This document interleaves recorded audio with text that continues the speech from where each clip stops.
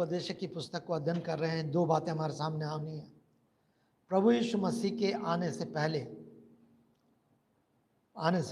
लगभग 800 साल पूर्व की ये घटना जो सुलेमान का है, 800-900 साल पूर्व की घटना है। और उस समय सुलेमान लिख रहा है। अभी लगभग 3000 साल हो गए। हाँ, 3000 साल पहले अब प्रभु यीशु मसीह आ गए हैं और प्रभु यीशु मसीह ने अपने उद्धार के कार्य को पूरा किया है। सो तब की परिस्थिति में, तब के दिमाग में, तब के ध्यान में फ़र्क है और अब के ध्यान में फ़र्क है। सो हम जब परमेश्वर के वचन को सुनते हैं, पढ़ते हैं, तो हमें तब और अब हमेशा इस बात को सोचना है। तो हम केवल उसी परिस्थिति में रह करके जो तब की परिस्थिति थी, जो सुलेमान लिख रहा है, उसी में अपने आप को एक सीमितता में नहीं बांध सकते। लेकिन हमें ध्यान रखना है कि परमेश्वर ने हमें अब कई कदम आगे बढ़ा दिया है। प्रभु का धन्यवाद हो। प्रभु यीशु मसीह ने हमारे लिए अपने आप को क्रूस पर बलिदान किया है। वो मारा गया, गाड़ा गया। उसने हमें एक अच्छा और जीवित सत्य सुसमाचार दिया है ताकि हम उस पर विश्वास करें और अपने पापों से छुटकारा पा करके प्रभु यीशु मसीह पर विश्वास करके उसे अपना उद्धारकर्ता स्वीकार करके उसे नया जन्म पाएं और उसकी संतान होकर के एक नया जीवन को हम आरंभ कर सकें। और वो सुसमाचार हमारे जीवन में न केवल जो अतीत में कार्यकारी हुआ, लेकिन वो वर्तमान में भी कार्य होना है। सो अब जब हम परमेश्वर के वचन को पढ़ते हैं तो इस समय हमारे जीवन में वचन किस तरह से बात कर रहा है वो हमें समझना है। सुलेमान ने क्या परिस्थिति में लिखा है, लेकिन आज वो किस परिस्थिति में, और क्या कुछ मैं आज की परिस्थिति में इससे सीख सकता हूँ या सीख सकती हूँ। सो हमेशा इस बात को देखना है जब भी हम पुराने नियम को पढ़ते हैं। यद्यपि ये सच है कि पुराने नियम में सुसमाचार है, हम कई स्थलों में देखते हैं, क्योंकि हमें हमेशा पुराना नियम आगे की ओर दिखाता है। और प्रभु का धन्यवाद हो कि हम आगे की ओर अर्थात यीशु की ओर देखते हुए आगे बढ़ सकते हैं। सो आज जो हम 6ठे अध्याय को देखने जा रहे हैं, एक ही बात बार बार घूम के कही जा रही है। जैसे आपने कई बार वो कुछ किताबें देखी होंगी और उन किताबों में आपने देखा होगा स्पायरल, जो घूम घाम के तार से वो पुस्तक बनी रहती है, घूम के। सो ये सुलेमान भी घूम के एक ही विचार को कई तरह से प्रकट कर रहा है, उसके दिमाग में ये है, हमने इस बात को देखा था, उसके दिमाग में ये है कि सूर्य से के नीचे पृथ्वी के ऊपर जो कुछ भी है सब व्यर्थ है। अर्थात वो ये कहना नहीं चाह रहा है कि सब कुछ व्यर्थ है, लेकिन उसका कहने का मतलब परमेश्वर से हटकर जो कुछ भी हम करते हैं वो सब व्यर्थ है। परमेश्वर के बिना हमारा जीवन व्यर्थ है, परमेश्वर के बिना हमारा परिश्रम व्यर्थ है, परमेश्वर के बिना हमारी बुद्धि व्यर्थ है, परमेश्वर के बिना हमारी क्रियाएं व्यर्थ है। और इसलिए मनुष्य को परमेश्वर का खोजी होना है। और इसीलिए सुलेमान जब अपने अंतिम इस सबोपदेश के अंतिम अध्याय में आता है तो वो एक ही बात कहता है कि और अंत की बात ही है, और अंत की बात ही है। जब हम उस पर जाएंगे तब हम उस पर विचार करेंगे। तो बार बार वही बात धीरे धीरे आगे बढ़ रहा है। और उस समय जैसे हम पहले देख चुके हैं कि इस समय उसका जो संबंध परमेश्वर के साथ होना था वो शायद कुछ टूटा हुआ है। उसने इतना अधिक खोज कर ली है और वो इतनी अधिक महिलाएं या स्त्रियां उसके पास हो गई हैं जिन्होंने उसके मस्तिष्क को बहका दिया है। और इसलिए वो सब कुछ जो बात कर रहा है वो केवल अपनी बुद्धि के साथ बात कर रहा है। बार बार परमेश्वर की ओर जाता है, फिर अपने ऊपर आता है, फिर परमेश्वर को जाता है, फिर तो उसके जीवन में एक स्ट्रगल है, संघर्ष है। और वो देख रहा है कि इस पृथ्वी पे क्या कुछ, उसने बहुत अधिक शोध की है। जब 5वां अध्याय हमने पिछली बार खत्म करा था तो 18, 19, 20 में हमने 3 आशीषों को देखा था और उन 3 आशीषों के साथ हमने समाप्त करा था। 18 पद में सच्चे आनंद की आशीष के बारे में था कि सच्चा आनंद किस प्रकार मनुष्य को परमेश्वर देता है। 19 पद में परिश्रम की फल की आशीष के बारे में देता था, परमेश्वर किस प्रकार से मनुष्य को उसके परिश्रम का फल देता है। 20वें पद में सच्ची संतुष्टि की आशीष को देखा कि किस प्रकार से परमेश्वर सच्ची संतुष्टि को प्रदान करता है। तो ये 3 आशीषों के साथ हमने उस 5वें अध्याय को समाप्त किया था। आज 6 अध्याय में जब हम जाते हैं तो आज 6 अध्याय कुछ सुलेमान अपने जीवन में ऐसे संघर्ष के साथ साथ कुछ लग रहा है कि कुछ निराश भी है। कुछ निराश निराश भी है, क्योंकि कई सारे विचारों ने उसको घेर रखा है, कई सारी सोच ने उसको घेर रखा है, और वो देख के चारों ओर देख करके थोड़ा विचलित भी है, निराश है, विचलित है, और इसलिए वो सारी बातों कह रहा है। सुलेमान संसार का सबसे ज़्यादा बुद्धिमान व्यक्ति था, उसके बराबर कोई भी बुद्धिमान नहीं हुआ, सबसे अधिक बुद्धिमान वही था, और उसने जाना। और इसलिए जब आज हम देखते हैं तो ये वो एक बात को देख कर आया है, जीवन किसी भी प्रकार के अन्याय से प्रसन्न नहीं होता, कोई भी प्रकार का अन्याय। वो देख रहा है कि इस पृथ्वी के ऊपर, स्वर्ग के नीचे कैसे अन्याय पाया जाता है, और उस अन्याय को देख करके वो थोड़ा चिंतित है, विचलित है, निराश है, परेशान है कि किस तरह से लोग अन्याय के साथ जीवन को व्यतीत करते हैं। और सच में परमेश्वर का धन्यवाद हो कि जब हम नए नियम में आते हैं तो प्रभु ने हमें इस अन्याय से आज़ाद किया है। और अगर जो एक विश्वासी जिसके जीवन में प्रभु यीशु मसीह अपने उद्धार का कार्य करता है, उस बात को समझता है कि अन्याय क्या है, अन्याय क्या है, और वो इस बात से सावधान रहता है वो किसी के प्रति अन्याय ना करे। कई बार लोग नहीं समझते, कई बार लोग अपने स्वार्थ में होकर किसी चीज में आ जाते हैं, लेकिन वो दूसरे पहलू को नहीं समझते कि ये सच में क्या ये न्याय है या अन्याय है, उसको नहीं समझते, और इसलिए इस तरह से बातों को सोचते हुए आगे बढ़ता है। जब हम आगे बढ़ते हैं तो एक प्रश्न है जो जिस पर मुझे और आपको विचार, जब लोग आप पर या मुझ पर झूठा दोषारोपण करते हैं, जो काम आपने किया ही नहीं फिर भी आप पर दोष लगाते हैं, और आप अपने जीवन को न्यायपूर्ण नहीं पाते, तो ऐसी परिस्थिति में आप कैसे प्रत्युत्तर देते हैं? आपकी क्या प्रतिक्रिया होती है? अर्थात जब लोग आपके ऊपर झूठा दोषारोपण लगा रहे हैं, अभी पिछले हफ्ते मुझे किसी ने कोई बात बताई और मैं किसी बात कर रहा था, और तब मुझे बताया कि किसी ने कि आपके लिए ऐसा कहा गया। मुझे बहुत दुख हुआ, परेशानी हुई, इसलिए दुख हुआ, इसलिए परेशानी हुई कि मैं जिस व्यक्ति से कहा गया उस व्यक्ति से कई समय से मिला नहीं, मैंने फ़ोन पे भी बात नहीं करी, मिला भी नहीं, लेकिन फिर भी मेरे लिए कहा गया ऐसा क्या। सो कई बार मुझको भी, आपके साथ भी, हमें और आपको इस संसार में इन तरह की परिस्थितियों का सामना करना पड़ता है।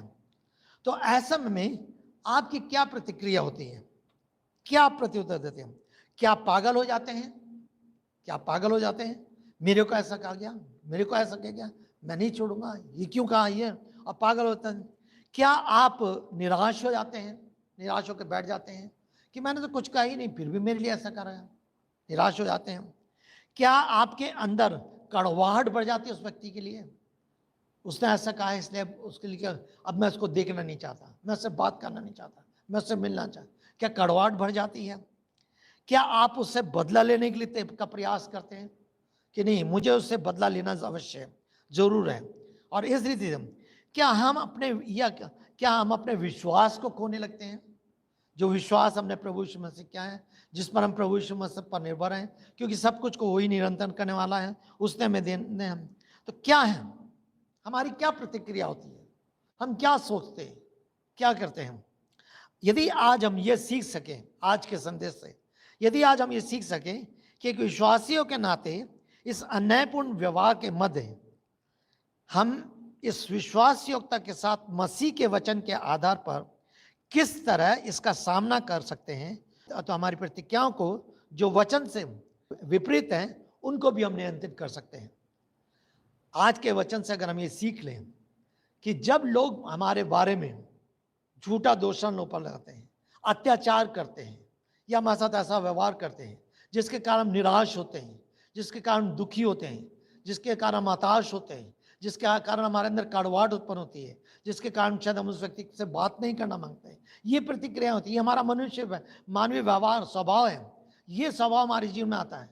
और अगर आज हम ये सीख लें कि हम अपने विश्वास को नहीं खोएंगे, हम अपनी विश्वासयोग्यता को नहीं खोएंगे, बल्कि और अधिक हम परमेश्वर में मजबूत होकर के अपने जीवन को परमेश्वर के हाथों में छोड़ करके हम अपने अन्यायपूर्ण जो हमारे लिए आ रहा है व्यवहार, उसको हम न्यायपूर्ण परमेश्वर के हाथों में छोड़ेंगे ताकि परमेश्वर उसका न्याय करे। सो ये मैंने पहले कहा था कि सबोपदेशक की पुस्तक आज से लगभग 3000 साल पहले इसका वर्णन है। अब परिस्थिति बदली हुई है। अब प्रभु यीशु मसीह मेरे और आपके साथ है।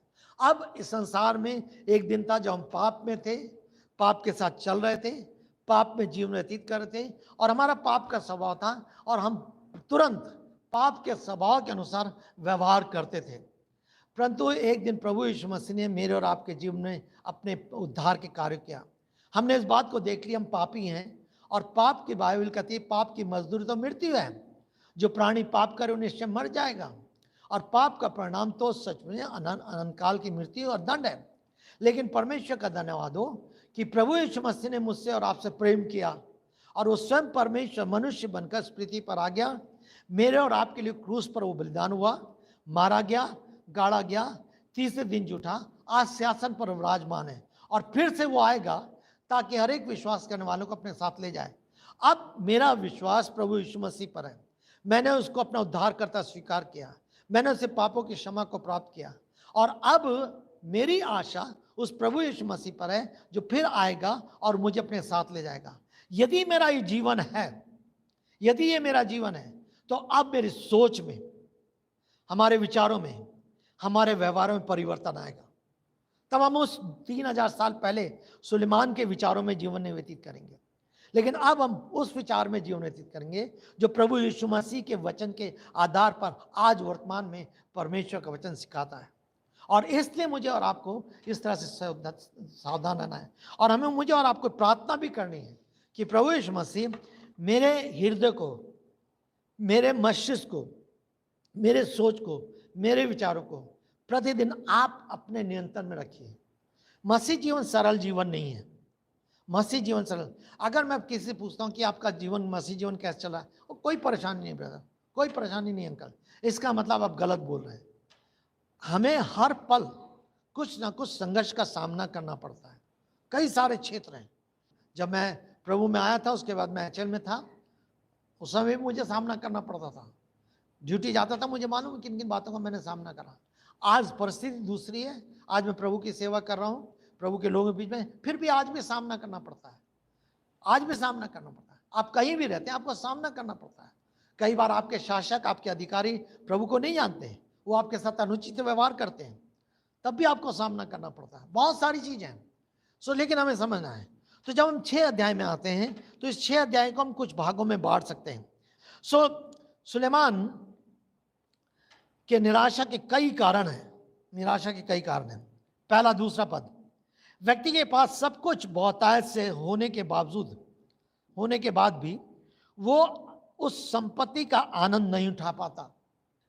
उसके पास बहुत कुछ है, धन संपत्ति है, लेकिन वो आनंद नहीं उठा पाता। परंतु क्या होता है, कोई प्रदेशी है जो उसके संपत्ति का, उसके धन का भोग करता है। ये विचार उसके सामने। क्यों ऐसा है? ये सच है। कई बार कई प्रश्न आते हैं, लेकिन प्रभु का धन्यवाद हो कि कुछ समय ऐसा है जो हमें प्रश्न में घेर करके हम चलेंगे, घिर जाएंगे। अय्यूब हमारे लिए सबसे अच्छा उदाहरण है। अय्यूब के साथ बहुत कुछ घटा है। अय्यूब की पत्नी ने छोड़ा, अय्यूब के बाल बच्चे समाप्त हो गए, अय्यूब की जितनी धन संपत्ति थी वो समाप्त हो गई। अय्यूब की कहानी को जानते हैं आप, क्या स्थिति हो गई। उसके मित्र भी छोड़ के चले गए, शरीर भी उसका बिल्कुल जवाब दे रहा है, लेकिन उसने परमेश्वर का इनकार नहीं करा। उसने कहा मैं नंगा आया, माँ के पेट से नंगा आया और नंगा लौट जाऊंगा। माँ के पेट से नंगा आया और नंगा लौट जाऊंगा। उसने कहा जिस परमेश्वर के हाथ से हम सुख लेते हैं, क्या उस परमेश्वर के हाथ से हम दुख ना लें। उसने हमेशा अपनी दृष्टि को परमेश्वर पर लगा के रखा। यद्यपि संघर्ष उसके जीवन में बना रहा, उतार चढ़ाव रहा, उसके मित्र उसको सलाह दे रहे हैं और संघर्ष कर रहा है बहुत कुछ बातों में, लेकिन फिर भी उसके अंदर जो डीप डाउन उसका विवेक है, उसका कॉन्शियस है, उसके अंदर परमेश्वर दृढ़ता से वास करता था, दृढ़ता से वास करता था। और इसलिए उन सारी प्रश्नों का वो एक दूसरी बुद्धि समझ से सामना कर सका। और इसी तरह से सुलेमान देख के ताजुब कर रहा है कि धन संपत्ति एक व्यक्ति के पास है, सब कुछ जमा करता है, लेकिन फिर भी उसका आनंद नहीं उठाता, कोई दूसरा उसका। तीसरा, चौथा पद, परिश्रम वो करता है परंतु लाभ किसी और को मिलता है। एक जन परिश्रम कर रहा है परंतु उसका लाभ उस परिश्रम करने वालों नहीं मिल रहा, किसी दूसरे को मिल रहा है। तीसरी बात, तीसरे चौथे पद में परिश्रम कोई और करता है परंतु लाभ किसी और को। 5, 6, 7 में उसने किसी जीवन में निवेश नहीं किया। वो व्यक्ति जो संसार में जिसके पास बहुत कुछ है, उसने किसी भी व्यक्ति के जीवन में निवेश नहीं किया और ना परमेश्वर के कार्यों के लिए खर्च किया। उसने अब अपने बारे में सोचा है लेकिन किसी दूसरे के बारे में नहीं सोचा। 8वां 9वां पद, स्वयं को बुद्धिमान तो जाना परंतु उसके कार्य किसी प्रकार से मूर्खों से कम नहीं रहे। अपने आप को वो बुद्धिमान जानता रहा, कितने लोग ऐसे हैं, लेकिन उनके कार्य किसी प्रकार से मूर्ख से कम नहीं रहे। कई लोग अपने आप को बहुत बुद्धिमान समझते हैं लेकिन उनकी भाषा, बोल भाषा, उनके कार्य दिखाती है बुद्धिमान नहीं है, मूर्ख हैं, और वो अपनी हानि उठा देते कई बार। पर ऐसा क्यों है? 10 से 12 पद, परमेश्वर की सार्वभौमिकता पर हम विचार करते हैं। परमेश्वर सार्वभौमिक परमेश्वर है और परमेश्वर क्या चाहता है। हम 5 भागों में इस पुस्तक का विभाजन करते हैं। शीर्षक, जीवन किसी प्रकार से के अन्याय से प्रसन्न नहीं होता। कोई नहीं चाहता कि मेरे साथ अन्याय किया जाए, कोई नहीं चाहता। आप एक गरीब से बात करिए, सड़क पे रिक्शे वाले से, कई बार रिक्शे वाले बेचारे कितना अन्याय का सामना करना पड़ता है। 3 जन लग गए कि रिक्शे पे और चला के ले गए, उसको देने चाहिए, उसको 50 रुपये दे रहे हैं, 30 रुपये।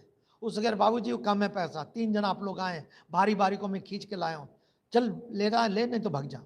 वो अन्याय है उसके लिए, ये दुख की बात है। उसको क्या करना चाहिए? उसको ईमानदार से 50 रुपये देने चाहिए, समझे? सो कई बार मजदूर को हम रखते हैं, दिन भर काम कराते हैं, मजदूरी काट लेते हैं। मैंने शुरू से एक सिद्धांत बनाया हुआ है और मेरी सेवा में प्रभु का धन्यवाद हो, प्रभु की दया में हमने बहुत कंस्ट्रक्शन वर्क करा। हमने जो मजदूरी ठहराई है उससे कभी मजदूर की मजदूरी को कम नहीं किया। कभी वो छुट्टी पे गए, कभी कुछ हुआ, कभी कुछ हुआ, कुछ भी हुआ, कोई बात नहीं। सामान में जरूर पैसा कम कराया हमने, दुकान में जाके सामान में जरूर पैसा कम कराया, लेकिन मजदूर की मजदूरी को नहीं कम करा, क्योंकि हम सीधे सीधे अन्याय कर रहे हैं। हमें सावधान रहना है, हमारा हृदय, हमारा सोच बदलना है। सुनिए, अब आइए हम एक एक करके इस पर विचार करेंगे। 6 अध्याय उसके पहले दूसरे पद, एक बुराई है सूर्य के नीचे पृथ्वी के ऊपर, देखा बार बार वो कहता है सूर्य के नीचे, सूर्य के नीचे, ये मनुष्य में व्याप्त है। वो कह रहा है ये बुराई जो है, जो इसको मैंने देखा है, ये मनुष्य में व्याप्त है, मनुष्य पाई जाती है। क्या? ऐसा भी मनुष्य है जिसे परमेश्वर ने धन संपत्ति और प्रतिष्ठा इतनी दी है कि उसको मन चाहे किसी वस्तु का अभाव नहीं होता, परंतु परमेश्वर ने उसको उसमें से खाने की सामर्थ्य नहीं दी है। क्या मतलब है? देने वाला सब कुछ परमेश्वर है। अगर परमेश्वर देने वाला है तो परमेश्वर उसके लिए आनंद उठाने की सामर्थ्य देने वाला भी परमेश्वर। अगर परमेश्वर ये ना करे, ये अनुग्रह ना करे, उसके परमेश्वर सामर्थ्य ना दे, तो उसकी धन संपत्ति कितना भी वो नहीं खा पाएगा। कितने लोगों को देखा गया, कितने लोग हम जानते हैं, कितने लोग, है ना? सो क्यों ऐसा है? और कह रहा है परंतु परमेश्वर ने उसको उसके खाने की सामर्थ्य नहीं दी, क्योंकि उनका उपभोग तो कोई अन्य व्यक्ति करता है।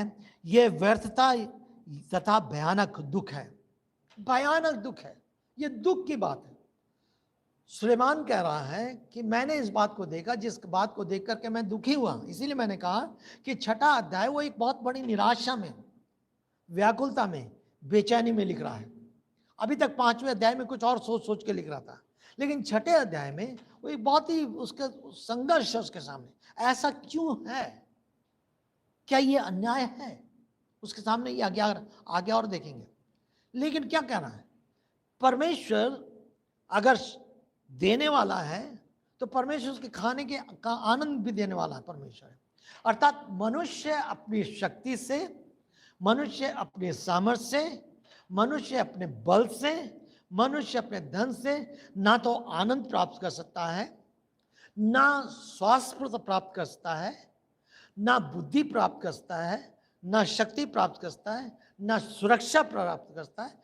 मनुष्य अपने आप से कुछ नहीं प्राप्त कर सकता।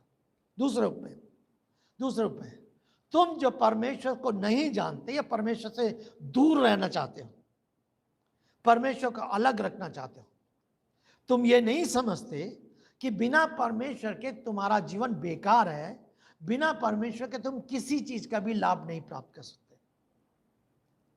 सुलेमान इस बात को कहना चाह रहा है। और मेरे प्रियो, बार बार हमें इस बात को समझना है। अब जब परमेश्वर की बात होती है तो बाइबल स्पष्ट कहती है, इस पृथ्वी के ऊपर स्वर्ग के नीचे कोई और दूसरा नाम नहीं दिया गया जिससे हम उद्धार पा सकें। केवल एक नाम है, प्रभु यीशु मसीह। यीशु मसीह, हम ये गाते हैं, प्रभु यीशु मसीह क्या का नाम है सारी जमीन पे जिससे हम पाते उद्धार ना। हम उस कोरस को गाते हैं, उस कोरस को भी गाते हैं कि गांव गांव में, देश देश में, जगह जगह में गूंज रहा है यीशु का नाम। कई गीतों को इस तरह से गाते हैं, प्रभु यीशु मसीह। और प्रभु यीशु मसीह का नाम दिन पर दिन फैलता चला जाएगा, चाहे कोई कितना प्रयास करे, कितना कोई प्रयास करे, चाहे कोई कोशिश करे। शुरू से प्रयास रहा, यह आज नहीं ना। पुराने नियम से जब परमेश्वर की व्यवस्था लिखवाई जा रही थी, उस समय से परमेश्वर के विरोधियों ने व्यवस्था पर विचार किया कि व्यवस्था को समाप्त कर दिया जाए, पुस्तकों को समाप्त किया जाए। उसके बाद जब आगे चल करके प्रभु यीशु मसीह आए, तब से भी और ये प्रयास बढ़ता चला जाएगा, लेकिन वो प्रभु यीशु मसीह के सुसमाचार को दबाने नहीं पाएंगे। वो परिणाम क्या हो रहा है?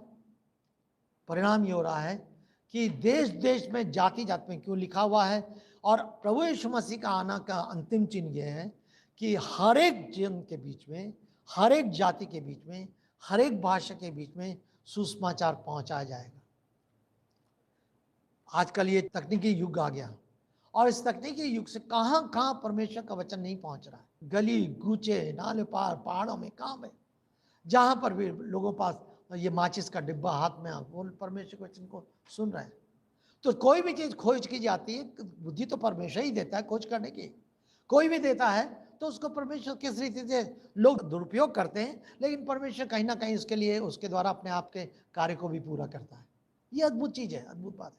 अर्थात फिर सब बात है, सुलेमान जो कह रहा है, और उसका तात्पर्य है आज मेरे और आपके लिए क्या है? मेरे और आपके लिए है कि हमें सच्चे सुख का देने वाला, सच्चे आनंद का देने वाला परमेश्वर है, और हमारे धन का, हमारे सब कुछ का, हमारे संपन्नता का, सब कुछ का आनंद उठाने का देने वाला भी परमेश्वर है। कितने लोग ऐसे हैं जो धन बैंक में जमा करते जाते हैं, खाते नहीं है, पहनते नहीं है, किसी दूसरे पर नहीं देते, कुछ नहीं करते, लेकिन क्या होगा आगे चल के? क्या कहता है वो? क्या कहता है कि ये उनका उपभोग तो कोई अन्य व्यक्ति करता है। मर जाते हैं, किसी दूसरे के लिए छोड़ जाते हैं, मर जाते हैं किसी। कितने लोग ऐसे हो, हम रोज कहीं न्यूज़ में पढ़ते हैं, कहीं और देखते हैं, दोस्त में देखते हैं, अपने आस पड़ोस पे देखते हैं, बहुत सारे लोग हैं। इसकी मुझे ज़्यादा चर्चा करने की ज़रूरत नहीं है, हम संसार में रहते हैं। सो परमेश्वर जो है, वो परमेश्वर हमें ना केवल देने वाला है कि वस्तुओं का, लेकिन उसके साथ साथ उसका भोग का, उसका आनंद का उठाने वाला, देने वाला भी है। लेकिन यदि हम परमेश्वर से अलग होकर के, उससे, वचन के सिद्धांतों से अलग होकर अपना जीवन व्यतीत करना चाहते हैं, तो शायद हम कंजूस हो जाएंगे, शायद हम इतनी ऐसी अवस्था में पहुंच जाएंगे जहां पर हम धन को है तो, लेकिन ना तो अपने लिए खर्च कर पाएंगे, ना किसी और खर्च कर पाएंगे। इसीलिए प्रभु यीशु मसीह ने कहा कि तुम अपने लिए ऐसी जगह धन मत जमा करना जहां कीड़े और काई खा जाते हैं, परंतु वहां जमा करना जहां स्वर्ग में, जहां कोई ना कीड़ा खाएगा ना कोई और खाएगा। सो परमेश्वर का वचन बहुत ही अद्भुत और सच्चा है। आगे चल करके तीसरे चौथे पद में हम देखें, यदि कोई व्यक्ति 100 संतान, आगे बढ़ेंगे हम, पहले की बात, अब दूसरी बात, तीसरा और चौथा पद, तीसरा चौथा पद, परिश्रम वो करता है परंतु लाभ कोई और उठाता है। कह रहा है यदि कोई व्यक्ति के पास 100 संतान उत्पन्न करे, एक नहीं, दो नहीं, 100 तो संतान उत्पन्न करे, और वो बहुत वर्षों तक जीवित रहे, तथापि उसके आयु के दिन कितने ही अधिक हो जाएं, पर यदि उसका प्राण उत्तम पदार्थों से संतुष्ट ना हो तथा उसको उचित दफन भी ना मिले, तो मैं कहता हूं कि उससे अच्छा गर्भपात का बच्चा है, क्योंकि वो व्यर्थ आता तथा अंधकार में विलीन हो जाता है और उसका नाम अंधकार में छिप जाता है। अब सोचिए, अब 100 संतान उत्पन्न करने के लिए उसकी आयु कुछ तो होगी, है ना। सबसे बड़ी आयु, जो सबसे लंबी जो आयु है बाइबल में जो दी गई है, वो 900 सबसे लंबी आयु। उत्पत्ति उसका 5वां अध्याय, मतुशलह, इसका नाम मतुशलह है, 5 अध्याय और उसका 27 पद। मतुशलह की कुल आयु 969 वर्ष की हुई। 969, 969 सबसे लंबी आयु का व्यक्ति ये है जो इस संसार में जीवित रहा है। इसकी भी 100 संतानें नहीं थी, इसकी भी 100 संतानें नहीं थी, है ना। पहले आयु जो थी बढ़ती थी, बड़ी रहती, फिर धीरे धीरे घटती गई और घटती गई, और फिर बाद में आयु जो ठहरा दी गई। दाऊद कहता है भजन संहिता में कि मनुष्य की आयु परमेश्वर ने 70 वर्ष की ठहराई है, 70 वर्ष, बलपूर्वक 80 वर्ष। अर्थात मैं बोलता हूं कि ग्रेस पीरियड है। अब हम ग्रेस पीरियड में चल रहे हैं, 70 के बाद हम जो है वो ग्रेस पीरियड में हैं, प्रभु का अनुग्रह है। तो परमेश्वर के अनुग्रह से जो आयु जुड़ती आती है, ज़रूर कुछ लोग ज़्यादा जीते हैं, वो ठीक है, कुछ लोग ऐसे हैं, लेकिन जो एक ठहराई गई आयु है वो है। पर वो यहाँ पर कह रहा है कि अगर कोई ऐसा व्यक्ति है, मान लो वो एक उदाहरण के रूप में दे रहा है, और उदाहरण के रूप में बात कर रहा है कि वो 100 संतान उत्पन्न करे, बहुत वर्ष जीवित रहे, तथापि उसकी आयु के दिन कितने अधिक हो जाएं, पर यदि उसका प्राण उत्तम पदार्थों से संतुष्ट ना हो। ये चीज है, बार बार संतुष्टि की बात कर। संसार उस संतुष्ट नहीं करता, मनुष्य को संसार संतुष्ट नहीं करता। हमने इसको पहले भी देखा है। ये सब कुछ हो जाए तो ऐसी दशा में वो कह रहा क्या है, हो जाए, पर यदि उसका प्राण उत्तम पदार्थ संतुष्ट ना और उचित दफन भी, यहां तक उसकी स्थिति ऐसी है कि उसको दफनाने के भी कोई लोग ना हो। अभी कोरोना के समय में बहुत सारी ऐसी घटनाएं घटी हैं जहां पर लोगों ने किस रीति से लोगों के साथ व्यवहार किया है। अभी हम टीवी में देख रहे थे, 2 जन अपने घर के करीबी व्यक्ति को, उनको ना तो वो दहन क्रिया कर पाए ना कुछ, वो चुपचाप से नदी में फेंक रहे थे। ऐसी स्थिति आई है। कुछ लोगों की मृत्यु हो गई, सरकार ने 10-20 लोगों से ज़्यादा जाने की अनुमति नहीं दी। मतलब परिस्थिति देखी कैसी कैसी, है ना। इसमें कितने ऐसे लोग भी होंगे जो नामी लोग होते थे, जिन्हें अगर मान लीजिए सही परिस्थिति होती तो शायद उनके फ्यूनरल में, उनके उस दहन क्रिया में बहुत लोग होते हैं, है ना। पर वो क्या कह रहा है, ठीक है चलिए, ये तो हुआ है। सुलेमान उस समय मनुष्य को उद्धार के जीवन के बारे में और मनुष्य के जीवन के बारे में कुछ और नहीं जानता था, कह रहा है। लेकिन वो कह रहा है कि अगर ऐसा व्यक्ति है जिसके पास बहुत कुछ सांसारिक रीति, क्यों क्या था उस समय, जितने संतानें किसी के पास होती थी उतना उसका नाम माना जाता था।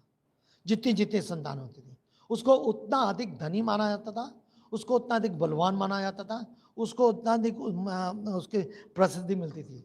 अरे इनके पास 15 बेटे हैं, इनके पास 7 बेटे हैं, इनके पास 10 बेटे हैं, तो इतना अधिक। अर्थात उसके पास अगर इतनी संतानें हो गई, इतने पुत्र हो गए कि उसका नाम बहुत हो गया, सब कुछ हो गया, लेकिन फिर भी वो आनंद नहीं उठा पा रहा है, तो क्या लाभ है, क्या लाभ है। संतानें उसको आनंद नहीं दे पा रही हैं, कुछ और उसको आनंद नहीं दे पा रहा, तो लाभ क्या है। तो क्या कह रहा है, ऐसी दशा में उससे अच्छा गर्भपात का बच्चा है। जो कई बार आप जानते हैं कि बेबी न्यूली जन्म लेने से पहले जैसे ही माँ के गर्भ में आते हैं और कई बार उनका गर्भपात हो जाता है, बहुत सारी स्थितियाँ समाप्त हो जाती हैं, उनकी जीवन समाप्त हो जाता है, वो उससे तुलना कर रहा है। ऐसी दशा में वो कह रहा है ये सब कुछ अगर ऐसा है तो कह रहा है क्योंकि वो व्यर्थ आता तथा अंधकार में विलीन हो जाता है। इतना सब कुछ होने बाद में उसने संसार में रह करके संसार की किसी प्रकार की भौतिकवादिता का आनंद नहीं उठा सका, चाहे किसी भी कारण से, चाहे किसी कारण। मेरे प्रिय एक बात को जान लीजिए, परमेश्वर है, परमेश्वर हमें हर एक प्रकार की आशीष देता है। ये जरूर है, भौतिकवादिता हमारे लिए प्राथमिकता नहीं है, संपन्नता हमारे लिए प्राथमिकता नहीं है। हम प्रभु यीशु मसीह के पीछे इसलिए नहीं चलते हैं कि प्रभु यीशु मसीह हमें बहुत अधिक धनी बना देगा, या प्रभु यीशु मसीह हमें हमारे बहुत अच्छे हमारे व्यवसाय को बहुत बढ़ा देगा, या प्रभु यीशु मसीह हमें बहुत अच्छा चंगा कर देगा। बीमारी हमारे पर भी आएगी। अभी आंटी को ऑपरेशन में से होकर निकल के आना पड़ा, है ना। हम में से कितने लोग हैं, हर एक जन है। बीमारी हमारे पर अभी भी आएगी, आ सकती है ना। हमारे काम में अभी भी घाटा पड़ सकता है, हमारे व्यवसाय में घाटा पड़ सकता है। पिछले दिनों में कुछ हमारे कलीसिया के लोग हैं, बेचारों का होटल बंद रहा 2-2 महीने, उनके लिए कितनी कठिन स्थिति आ गई। 2-2 महीने होटल बंद है, जिसके रोज कमाना रोज खाना। सो ये सारी परिस्थितियों में होगा, लेकिन ऐसे में जिन्होंने प्रभु यीशु मसीह को जान लिया, प्रभु की शांति उनके साथ बनी रहेगी, प्रभु का आनंद बना रहेगा, और प्रभु किसी न किसी रीति से उनके जीवन का उपाय करेगा उपाय उनको भूखा नहीं सोने देगा, प्रभु उपाय करेगा। मेरे प्रिय परमेश्वर वचन कहता है, क्योंकि उनका जीवन केवल संसार की धन संपत्ति में नहीं। अब हमारी प्राथमिकता संसार की धन संपत्ति नहीं है, हमारी प्राथमिकता उस संपत्ति पे है जो संसार के बाद है, और वो स्वर्गीय संपत्ति है जो कभी ना समाप्त होगी, जो कभी ना मिटेगी, जो महान पवित्रता है, परमेश्वर की महिमा है, जिसमें हम भरपूर पाएंगे। ये जीवन तो है, लेकिन सुलेमान तुलना कर रहा है और तुलनात्मक कह रहा है कि अगर मनुष्य केवल इसी चीज रहकर भी वो नहीं प्राप्त करने पाता तो बेकार है, तो बेकार है। और कितने आज भी संसार में हैं जो परमेश्वर को नहीं जानते, लेकिन कितनी बार इसी प्रयास में रहते हैं कि उनका धन बढ़ जाए, उनका ये बढ़ जाए, उनका ये बढ़ जाए, उनका बैंक बैलेंस ये सब बढ़ जाए। सो इधर ध्यान दीजिए, तो तब यह है, तब अच्छा होगा कि वो, और बिना परमेश्वर तो बेकार है। और वो कह रहा है कि ऐसा उसका नाम अंधकार में छिप जाता है। आप ये बात को बता के, नाम जो है वो नाम अभी अब आगे चल के देखेंगे उसके बारे में कैसे दिया, लेकिन मनुष्य के मरने के बाद कितने दिन कोई याद करता है? आप में से कितने हैं जो अपने परदादा के बारे में जानते हैं? शायद दादा को देखा इसलिए वो याद है, लेकिन परदादा को आपने नहीं देखा, तो उनके बारे में क्या, जो कुछ माता पिता ने बता दिया, यदि उन्हें को याद है बता दिया, उनकी चर्चा भी नहीं होती। मैं अपने दादा को याद करता हूँ, उनकी बातों को जो हमने सुनी है वो याद करता हूँ, किस रीति से। उससे पहले कि कोई घटना का नहीं मान मुझे, और कितना है, कुछ दिन बाद वो भी मैं इस संसार में मरने के बाद 2-3 एक पीढ़ी 2 पीढ़ी याद रखेंगे, उसमें तीसरी चौथी पीढ़ी क्या होगा? कुछ भी नहीं होगा, है ना। सो मनुष्य का नाम हमेशा हमेशा बना नहीं रहता, लेकिन हमारा नाम कहाँ बना रहेगा? ऊपर बना रहेगा, क्योंकि परमेश्वर का वचन कहता है मैं तुम्हें एक नया नाम दूंगा, एक नया नाम दूंगा। अब सुलेमान से बढ़कर हमारे पास है, सुलेमान की परिस्थिति से बढ़कर हमारे पास है ना। वो तो ये इस प्रकार से, तो हमारी जो खोज होनी चाहिए, केवल वो खोज नहीं होनी चाहिए कि जो संसारिकता में मुझे संतुष्टि मिलती है, जो संसारिकता में धन में मुझे भरपूरी मिलती है, वो खोज नहीं है। मेरी खोज हुआ है जो उससे बढ़ करके परमेश्वर देना चाहता है, वो खोज है। अब हम फर्क हो गए, इसलिए मैंने कहा था कि वर्तमान हमारा फर्क है। ये जब लिखा जा रहा था तो 3,000 साल हो गए, वो समय परिस्थिति फर्क थी, अब हमारा वर्तमान अलग है। लेकिन जरूर मनुष्य का नाम, तो वो कहना चाह रहा है कि चाहे हमारे पास 100 बच्चे हो जाएं, चाहे हमारे पास कितने संतान हो जाए, चाहे हमारे पास सब कुछ हो जाए, कैसे, लेकिन फिर भी अगर हमारा जीवन अंधकार में रहे तो क्या फायदा? और मेरे प्रियो, एक बात है मेरे और आपके लिए, प्रभु यीशु मसीह मुझे और आपको अंधकार के जीवन से निकालने के लिए आए। उसने कहा मार्ग जीवन सत्य में, उसने कहा जगत की ज्योति मैं हूं, जो मुझ पर विश्वास करेगा वो कभी भी अंधकार में न रहेगा। प्रभु में आकर के हमारा अंधकार का जीवन समाप्त होता है, तब हमें एक नई आशा मिलती है, तब हमारा एक नया संबंध होता है, तब हमारे लिए मृत्यु कुछ और मतलब नहीं थी, तब हम मृत्यु के कारण निराश नहीं होते, तब मृत्यु हमारे लिए कुछ और लगती है। मृत्यु हमारे लिए एक स्थान से दूसरे स्थान पर हमारा ट्रांसफर हो रहा है, हम इस संसार को छोड़ करके उस स्थान पे जाते हैं जो अनंत का स्थान है। अभी पिछले दिनों में हमारे कुछ प्रिय लोग से संसार से चले गए, दुख की बात है, हम आज भी स्मरण करते हैं, हमारे अच्छे जन थे, हम उनको स्मरण करते हैं, हमने उनको खो दिया, कि परिवारों ने पेरेंट्स खो दिया, लेकिन वो इस संसार से उत्तम स्थान में पहुंच गए, परमेश्वर उनको उत्तम स्थान पहुंचा दिया। ये हमारी धन्य आशा है, अब अंधकार में नहीं। तो सुलेमान कहना चाह रहा है ये है। तीसरी बात वो क्या कहता है 5वें पद से, वो सूर्य को कभी नहीं देख पाता और ना कभी कुछ जान पाता है। वो क्या, चाहे वो मनुष्य 2000 वर्ष भी जिए, असंभव, असंभव बात, 2000 वर्ष भी जिए परंतु उत्तम वस्तुओं का उपभोग ना करने पाए, तो क्या सब एक ही स्थान पे नहीं जाते। अब वो कह रहा है व्यक्ति कोई भी क्यों ना हो, कोई भी व्यक्ति क्यों, चाहे उसके 100 पुत्र हो, चाहे उस 2000 वर्ष जिए, चाहे वो जैसा भी हो, कोई भी हो। सुलेमान खुद 100 वर्ष नहीं जिया, है ना, 80 और 90 वर्ष के बीच की आयु में सब संसार से चला गया वो, है ना। और कहा जाता है कि जब वो ये लिख रहा था तो लगभग वो 80 वर्ष की आयु में था, इसी के बाद कुछ समय बाद को छोड़ के चला गया, है ना।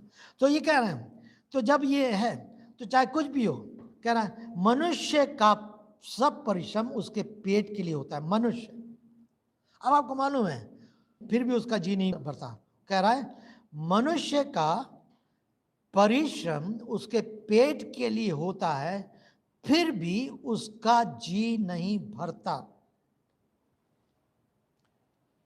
संसार की चीजें मनुष्य को संतुष्ट नहीं करती। मैंने उस दिन बताया था आपको, किसी व्यक्ति ने कहा कि और तुम्हें धनवान बनने के लिए, तुम्हारे पास बहुत कुछ है, बहुत धन है, लेकिन और धनवान बनने के लिए तुम्हें क्या चाहिए। उसने कहा लिटिल मोर, लिटिल मोर, थोड़ा सा, थोड़ा सा।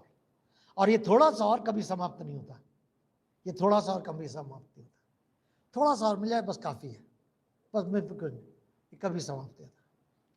सो मनुष्य के हृदय में चाहे जैसी भावना क्यों ना हो, कुछ भी हो, चाहे जो कुछ भी है, वो कह रहा है जो कुछ भी है उसका जीवन परमेश्वर के बिना सब बेकार है। उसकी चिंताएं, उसका परिश्रम, उसकी लंबी आयु, उसके सब कुछ सब बेकार है ना। वो क्या कहता है, वो कह रहा है कि उसने अपने लिए सब कुछ करा, अपने लिए। क्या चाहे वो मनुष्य 2000 वर्ष जिए परंतु उत्तम वस्तुओं का उपभोग ना करने पाएगा, तो क्या लाभ। मनुष्य का सब परिश्रम उसके पेट के लिए, अपने पेट के लिए। उसने किसी दूसरे के बारे में नहीं सोचा, उसने दूसरे के जीवन में नहीं इन्वेस्ट किया, दूसरे के जीवन में इन्वेस्ट नहीं किया। आप सोचिए कि आप कितना दूसरे के बारे में सोचते हैं, कितना अधिक दूसरे के लिए आप धन खर्च करते हैं। आजकल कितना पैसा जानवरों के लिए खर्चा किया जाता है, पेट को पाल रहे हैं, कुत्ते को पाल रहे हैं। बाइबल में 8 रेफरेंसेस कुत्तों के लिए हैं और 8 रेफरेंस कुत्तों को अच्छा नहीं माना गया है। और सच बता रहा हूं मैंने अपने जीवन में देखा, जितने लोग ज्यादा कुत्तों को पालते हैं उनकी खोपड़ी घूम जाती है। वो इंसान से कम प्यार करने लगते हैं, जानवर से ज्यादा का प्यार कर लेते हैं, इंसान से कम। मेरे प्रियो, इंसान से अगर आपको प्यार करना है तो इंसान के लिए इन्वेस्ट करना है। अगर आपके परिवार में संतान है, किसी बच्चे को अडॉप्ट कर लीजिए। बच्चों को अडॉप्ट करना पाप नहीं है, लेकिन अच्छा है। मुझे नहीं मालूम, मैंने अपने माता पिता को नहीं देखा, क्या उन्होंने मुझे अडॉप्ट किया, क्या करा, कैसे करा, पाला पोला। आज प्रभु का धन्यवाद हो, मैं इस संसार में जीवित हूँ, जो कुछ मैं कर पा रहा हूँ। कितने ऐसे लोग हैं। तो मनुष्य केवल अपने बारे में सोचता है, फिर भी उसका जी नहीं भरता। मैं कई बार लोगों को बोलता हूं कि आप अगर पड़ोस में एक गरीब बच्चों को देखते हैं, उस परिवार में आप अपने ऊपर बहुत पैसा खर्चा करते हैं अपने बच्चों, उसके वो बच्चा स्कूल नहीं जा रहा है, घर में पूछे उसे, भाई बेटा, भाई बिटिया स्कूल क्यों नहीं जा रही है, क्यों नहीं जा रही। हम 200 रुपये महीना फीस नहीं दे सकते, तुम इसको स्कूल भेजो, हम इसको 200 रुपये फीस देंगे, लेकिन तुमको हमारी बात माननी होगी, इसको स्कूल में पढ़ाना होगा, इसको ऐसे करना। आप उस बच्चे को लेकर उसके साथ में, नहीं मालूम कल वो बच्चा किस प्रकार से बड़ा होगा, क्या करेगा। आपने क्या कहा, आपने जीवन में इन्वेस्ट किया है। मेरे प्रियो, धन्य वे कई लोग ऐसे हैं जो अन्य जाति प्रभु को नहीं जानते हैं, फिर भी लोगों को में इन्वेस्ट करें। कई लोग ऐसे जो प्रभु को जानते हैं खासतौर से विदेशों में प्रभु को जाने वाले लोग अधिकतर लोगों को, बच्चों को गोद लेकर के अडॉप्ट करके उनको पालते हैं, उनको बढ़ाते हैं। ये अच्छी बात है। मनुष्य को केवल अपने लिए नहीं सोचना। आप जितना अपने लिए सोचेंगे आपका जी कभी नहीं भरेगा, आपको उससे संतुष्टि नहीं मिलेगी। लेकिन आपको अपने साथ साथ किसी दूसरे के बारे में सोचना है, किसी दूसरे को संभालना है, और ये परमेश्वर का प्रेम को प्रकट करना है। कितने लोग हैं, मैं कई बार बच्चों से कहता हूं, जवान बच्चों से, आपके घर के आसपास कई सारे जवान बच्चे घूमते रहते हैं इधर उधर। हम जब कैंप करते हैं, यूथ कैंप करते हैं, तो यूथ कैंप में कई सारे जवान बच्चे आते हैं। और मैं एक बार पढ़ाते पढ़ाते मैंने बच्चों को कहा, 2 बच्चे यहाँ से गए भदोई में, एक का नाम आनंद था, एक का नाम दूसरा, और वो समय इंटर करके बीए में गए थे। और जिनको प्रभु ने साहस दिया, उन्होंने जाकर के अपने गांव में बच्चों को पढ़ाना शुरू करा। तब उन्होंने बताया कि अंकल धीरे धीरे 10 बच्चे थे, अभी 30 से 35, हम किसी कुछ नहीं लेते, किसी कुछ नहीं लेते, लेकिन जरूर नीचे बैठा के पढ़ाते हैं। और फिर धीरे धीरे किसी ने मदद करी, चटाई बिछाई, ये करा वो करा, और उन बच्चों को पढ़ाना शुरू करा, है ना। हमने क्यों ये क्या नाम प्रोजेक्ट शुरू करा जिसमें हम 150 बच्चों को संभाल रहे हैं, या जगह जगह हम नॉन फॉर्मल क्यों चलाते हैं? क्योंकि परमेश्वर ने हमें बोझ दिया है कि हम दूसरों के जीवन में इन्वेस्ट करें, दूसरों के जीवन में इन्वेस्ट करें। और ये परमेश्वर का वचन सिखाता है। सुलेमान उस, लेकिन हम 3000 साल बाद की बात करें, प्रभु ने तो और अधिकाई से हमें सिखाया है, पौलुस ने और अधिकाई से सिखाया है, वचनों ने और अधिकाई से सिखाया है। लेकिन हमारा कंसर्न जो है लोगों के लिए होना चाहिए, लोग बचाए, अपने परिवार को संभालना है। अब ये मतलब नहीं कि अपने परिवार को आप तिरस्कार दें, भैया मुझे दूसरों की चिंता है, पहले आपको अपने परिवार को संभालना है, और तब उसके साथ साथ आप दूसरों को संभालें। आप परिवार को न तुच्छ जानिए, परिवार को न तिरस्कारिए, है ना। वो भी आपकी सबसे बड़ी जिम्मेदारी है कि किस प्रकार से, अगर परमेश्वर ने आपको 2 संतान, 3 संतान, 4 संतान, आपको कैसे उनको संभालना है, उसको सीखना है। ये अलग विषय है जिस पर हम जानते हैं, पर यहाँ पर इस बात को कहना चाह रहा है। फिर 8 और 9 पद में वो कहता है, 8-9 पद में वो कह रहा है, बुद्धिमान व्यक्ति मूर्ख से किस बात में बढ़कर है, किसी गरीब को यह कहकर कि जीवितों के सामने कैसा व्यवहार करे, क्या लाभ। आंखों से देख लेना मन की अभिलाषा करने से उत्तम है, यह है कि व्यर्थता तथा बाह्य को पकड़ने का है। आंखों से देख लेना मन के अभिलाषा करने से उत्तम है। हमने किसी चीज को आंखों देख के, मन में हमारी अभिलाषा बहुत हो रही है, हमने आंखों से देख के उसको इग्नोर कर दिया, नहीं। वो अभिलाषा जो सही अभिलाषा है उसको पूरा करने के लिए हमें करना है। किसी ने एक कहावत कही है कि दौड़ते हुए दूध पीने से अच्छा है खड़े होकर पानी पीना। यह साउथ में कहावत की जाती है, दौड़ कर दूध पीने से अच्छा है खड़े होकर पानी पीना। क्या मतलब है, आपके हाथ गिलास है और दौड़ करके आप उसको पीना चाह रहे हैं, दूध को नहीं पी पाएंगे, दूध गिरता चला जाएगा। खड़े होकर के आपके पास केवल एक गिलास पानी है, उसको पिएंगे, वो ज्यादा आपके लिए फायदायक हो। दूध महंगा है, दूध कीमती है, सब कुछ है, लेकिन उसको दौड़ करके आप पी लें, वो आपको कोई लाभ नहीं हो रहा उससे, आपके मुंह में नहीं जा, गिर जा रहा है। लेकिन केवल अगर पानी आप खड़े होकर पी लेंगे, वो भी आपको लाभ पहुंचाएगा। वो कह रहा है बुद्धिमान और मूर्ख दोनों एक ही समान है।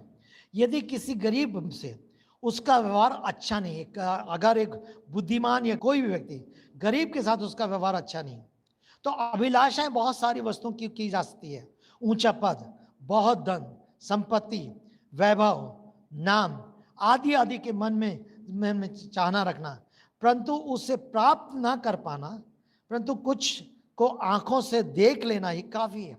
सब वस्तुओं को प्राप्त करने की चाहना रखना लोभ को बढ़ाएगा, लालच को बढ़ाएगा। ये भी मिल जाए, ये भी मिल जाए, ये भी मिल जाए, ये भी मिल जाए, ये भी मिल जाए। ये जो लोभ है धीरे धीरे लोभ को बढ़ा, और जब लोभ बढ़ता जाता है तो हमारी जो संतुष्टि है वो समाप्त होती चली जाती है, वो संतुष्टि समाप्त हो जाती है, और वो हमारे लिए खतरनाक हो जाती है, वो हमें किसी न किसी बंधन में बांध देती है। और इसलिए मुझे और आपको सावधान रहना है। जीवन को एक सच्चे और एक अच्छे कुम्हार की आवश्यकता है। परमेश्वर हमारा कुम्हार है, वो हमारे जीवन का निर्माण कर रहा है। मट्टी कुम्हार के हाथ में अपने आप को दे देती है, और कुम्हार उसको बनाता है। मट्टी लड़ती नहीं है, मट्टी झगड़ती नहीं है, मट्टी ऐंठती नहीं है, मट्टी ये नहीं कहती नहीं मुझे ये रूप नहीं ये रूप चाहिए, मुझे ऐसा नहीं ऐसा बनाना है, वो नहीं कहती। लेकिन कुम्हार अपने आप जैसी मट्टी है उसको बना बना के अपने बनाना, और वो दूसरे के लिए होता है, और वो पात्र बहुतों के लिए आशीष का कारण बनता है। हमारा जीवन परमेश्वर के हाथ में इस प्रकार से होना है कि परमेश्वर हमारे जीवन को निर्मित करे। अभिलाषाएं बहुत सारी हमारे अंदर है, केवल अभिलाषाएं करना, किसी गरीब को देख करके अरे यार ये गरीब है बेचारा, मैं इसकी किस तरह से मदद कर सकूं, मेरे पास जेब में 100 रुपए हैं, मेरे पास अगर पैसा होता मैं जरूर दे सकता था, मैं इसके लिए कर दिया। भाई 100 रुपए हैं, 5 रुपए दे दीजिए आप उसको, क्या तो कर सकते हैं। अब ये मतलब नहीं कहना चाह रहा हूं कि आप खुद भिखारी बन जाइए और दो भीख मांगिए, नहीं, ऐसा नहीं। कई बार लोग ऐसे भी दयालुता दिखाते हैं कि आप दूसरे को दे देते हैं फिर दूसरे से उधार मांगते हैं, वो ना करिए, समझदारी का काम करिए, बुद्धिमानी काम करिए। तो ये है परम दे। अंतिम बात 6-7 पद में काफी आगे है, लेकिन मैं जल्दी से समाप्त करना चाहूंगा। जो 6-7 अध्याय के 10 पद से, परमेश्वर सार्वभौमिक परमेश्वर है, परमेश्वर सार्वभौमिक परमेश्वर है, जो अस्तित्व में उसका नाम रखा जा चुका है, और यह भी ज्ञात है कि मनुष्य क्या है। मनुष्य क्या है? आप देखिए, पहली चीज था मनुष्य का नाम, आदम का नाम परमेश्वर ने रखा, और उस समय संस्कृति ये थी कि जो नाम रखता था वो व्यक्ति उस व्यक्ति पर प्रभुता करता था, और इसलिए परमेश्वर ने आदम का नाम रखा है, और इसलिए परमेश्वर आदम पर प्रभुता करता है, इसीलिए सार्वभौमिक परमेश्वर है। आरंभ से हम आदम पर परमेश्वर की प्रभुता को देखते हैं। अब ये मनुष्य के हाथ में है कि मनुष्य कई बार परमेश्वर की प्रभुता को ठुकरा देता है, उसको स्वीकारता नहीं है, ठुकराता है। उसको मनुष्य को नम्र होकर दीन होकर उसको स्वीकार करना चाहिए। लेकिन वो क्या कह रहा है, जो उसका नाम रखा जा चुका है, ये ज्ञात है कि मनुष्य क्या है। मनुष्य कुछ नहीं है, मनुष्य एक बाप के समान है, जो सुबह मनुष्य एक ओस के समान है, थोड़ी देर दिखाई देती है तो समाप्त हो जाती है, बाप कुछ देर में समाप्त हो जाती है। एक घास के समान है जो सुबह दिखाई देती है, शाम को सूख जाती है। और बाइबल में दाऊद है, अय्यूब है, ये सारे लोग बहुत जगह मनुष्य की तुलना करते हैं। मनुष्य क्या है? मनुष्य कीड़े के समान है, मनुष्य कुछ नहीं है। मेरा और आपका जीवन परमेश्वर के बिना कुछ नहीं है। हम अभी घमंड से बहुत कुछ बोलते हैं, निकलते हैं और उसके बाद संसार से चले जाए। मैंने ना तो जन्म के समय का किसी व्यक्ति को मालूम है, ना मृत्यु का मालूम है। जन्म का समय का डॉक्टर कुछ भी टाइम दे सकते हैं, लेकिन मनुष्य उस टाइम से नहीं आगे पीछे हो जाता है, उसके हाथ में।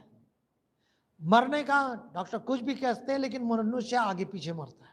हाँ, वो कहेगा भैया 5 घंटे इसकी लाइफ है, 1 घंटे लाइफ है, लेकिन टाइम पक्का नहीं बता सकता। पर जीवन देने वाला परमेश्वर है। मनुष्य क्या है? मनुष्य कुछ नहीं है। और मुझे और आपको देखना, मैं क्या हूं? बिना मेरे परमेश्वर के मैं कुछ भी नहीं हूं। मेरा जीवन व्यर्थ है। मुझे परमेश्वर को खोजी होना है, मुझे परमेश्वर के साथ चलना है, मुझे परमेश्वर की आवश्यकता है। बिना परमेश्वर के मेरा जीवन बेकार है। मैं अपने आप में कुछ नहीं कर सकता। ये मिथ्या है कि तुम सब कुछ कर सकते हो। कई विचारधारा के लोग हैं। कुछ लोग कहते हैं कि परमेश्वर ने मनुष्य को बनाया, अब उसको मनुष्य की चिंता नहीं। अलग अलग विचारधारा के, है ना? नहीं नहीं नहीं नहीं, परमेश्वर मेरे और आप में रुचि रखता है, चिंता करता है, और इसीलिए तो उसने अपने इकलौते पुत्र को भेजा है।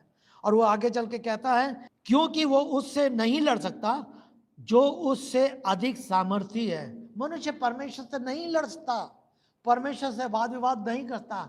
हे परमेश्वर, ये बीमारी मेरे पर क्यों आ गई, ये मृत्यु क्यों आ गई, ये घटना क्यों घट गई। भाई आनंद चौधरी एक बहुत बड़े प्रभु के सेवक थे। प्रभु में जब विश्वास में आए, उनको घर वालों ने निकाल दिया, और निकाल दिया झांसी के प्लेटफॉर्म पे कागज बिछा के सोते थे, कई दिन तक उसी में रहते थे। और इस रहते पर प्रभु का कोई जन मिल गया, उनको अपने साथ ले गया, धीरे धीरे प्रभु के बहुत बड़े सेवक बन गए। अभी तो संसार से चले गए, 3-4 साल पहले उनकी मृत्यु हो गई। और राजस्थान में उनके बहुत बड़ी सेवा। और जो आपने बहुत पहले गीत सुनते होंगे, वंदना करते हैं हम, जो रेडियो में सुबह सुबह 6:45 बजे बजता था, वो उसमें जो प्रचार करते थे वही थे भाई आनंद चौधरी। बहुत साल तक उन्होंने उस रेडियो में प्रचार किया। उनकी माँ और बहन इन्होंने उस समय विश्वास कर लिया था। माँ जान गई थी कि इन्होंने विश्वास कर लिया, घर वालों ने सब ने विरोध किया था। माँ और बहन एक ही साथ 1954 में कुंभ के मेले में हरिद्वार में भीड़ भागी, नीचे गिर गई और दब के मर गई। कई लोग मरे थे उसमें, इनकी माँ भी थी, इनकी बहन भी थी। पर वो कहते हैं कि मैंने कभी भी परमेश्वर से नहीं कहा कि परमेश्वर ऐसा क्यों हुआ।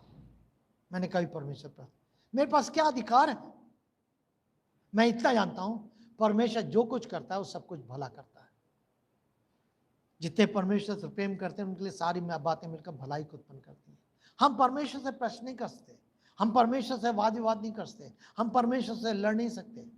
हाँ, एक संबंध होने के साथ हम परमेश्वर से प्रार्थना कर सकते हैं, आग्रह कर सकते हैं, है ना। जरूर एक पिता पुत्र होने के नाते, पुत्री होने के नाते हम बातचीत कर सकते हैं, लेकिन हमारा जो एटीट्यूड है, हमारा विचारधारा है, तरीका है, वो क्या है। कई बार प्रश्न भी करते तो लड़ने के लिए कारण नहीं करते, समझने के लिए करते हैं, जानने के लिए करते हैं। हम लड़ नहीं सकते, हम उससे वाद विवाद नहीं करते। इसलिए वो कह रहा है, मनुष्य क्या है, 11 पद में कहता है, कहता वो अधिक सामर्थी, परमेश्वर अधिक सामर्थी है।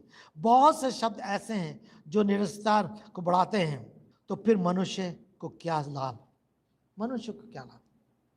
कौन जानता है कि मनुष्य के लिए उसके जीवन काल में, अर्थात उस व्यर्थ जीवन में कुछ दिनों के लिए क्या अच्छा है। उनको वो छाया के समान बिता देगा। मनुष्य को कौन बता सकता है कि उसके बाद सूर्य के नीचे क्या होगा। केवल एक जन बता सकता है, परमेश्वर जानता है।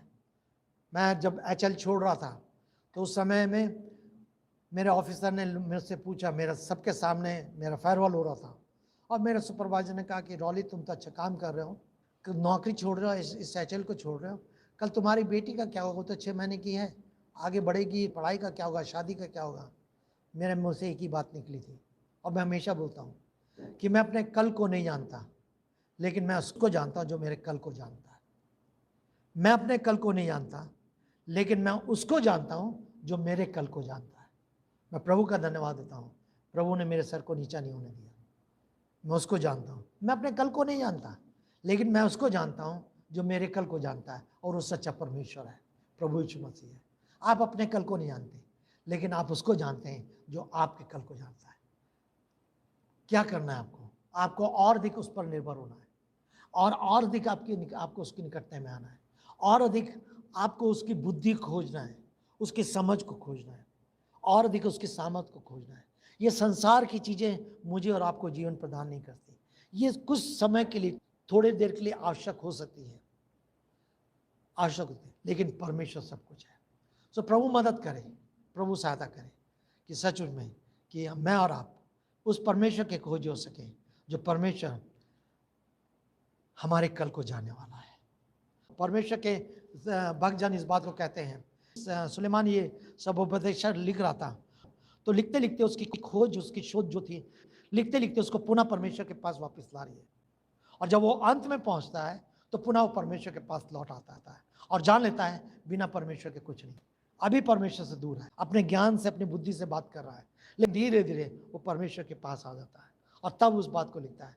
तो प्रभु मेरी और आपकी सहायता करे। और आज हमने इस बात को देखा, तो अन्याय से कोई प्रश्न नहीं होता, मैं प्रश्न नहीं होता अपने में, लेकिन हमारे को अन्याय से बचाने वाला परमेश्वर है, और अन्याय का समाधान करने वाला परमेश्वर है। इसलिए हमें मनुष्य पर नहीं, लेकिन परमेश्वर पर ज़्यादा निर्भर होना है। आइए हम प्रार्थना